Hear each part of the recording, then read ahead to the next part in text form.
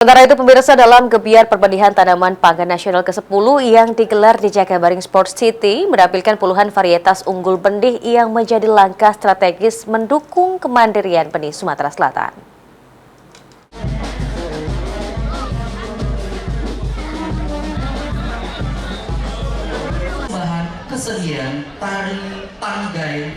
Gebiar Perbenihan Tanaman Pangan ke-10 2025 dibuka dengan sorotan berbagai varietas unggul yang dipamerkan dalam display teknologi. Kepala Dinas Pertanian TPH Sumatera Selatan Bambang Pramono menjelaskan, ada sebanyak 79 varietas padi unggul ditampilkan, salah satunya inovasi padi apung.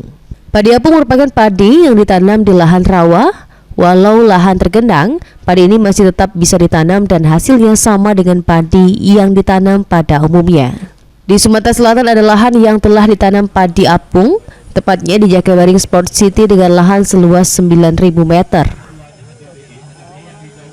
Di sini ada 79 varietas benih padi, semuanya varietas unggul yang kita display di sini, sehingga dari 38 provinsi yang kita undang, 27 yang hadir, itu 398 kontingen, itu bisa menyaksikan mana varietas yang paling sesuai untuk di daerahnya masing-masing.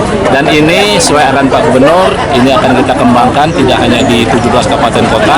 Harapan beliau Sumatera Selatan juga bisa memasuk benih ke provinsi lain.